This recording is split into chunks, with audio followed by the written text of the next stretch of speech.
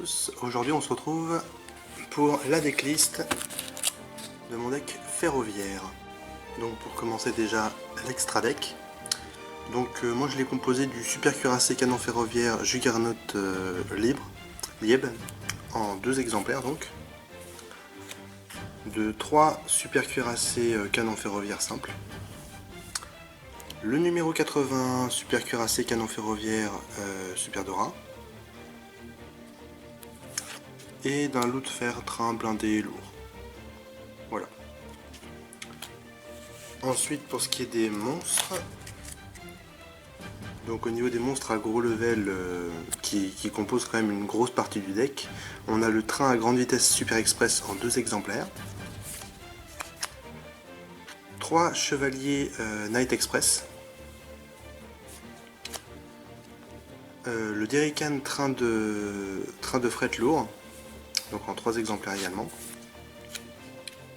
le chasse-neige grande vitesse, donc également en 3 exemplaires. Et ensuite on passe aux monstres à plus petit level, qui sont là surtout en soutien pour les gros levels. Donc la ruée sur rail du Pégase volant, donc qui est un petit peu la carte petit level principale du deck, donc qui est présente en 3 exemplaires. La locomotive au cœur de lion,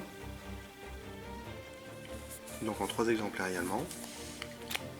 Le train express Trolley Holley, donc également en 3 exemplaires.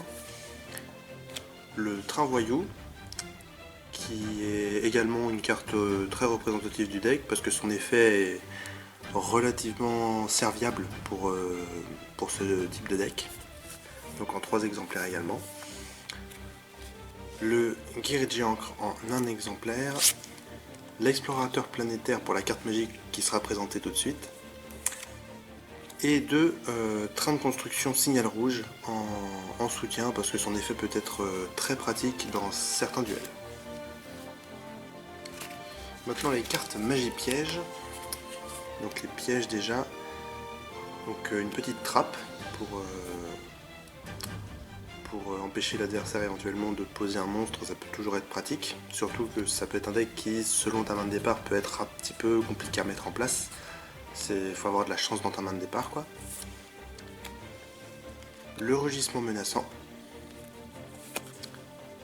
le Miracle Xyz, étant donné que c'est un deck Xyz, c'est une carte qui scie plutôt bien au deck.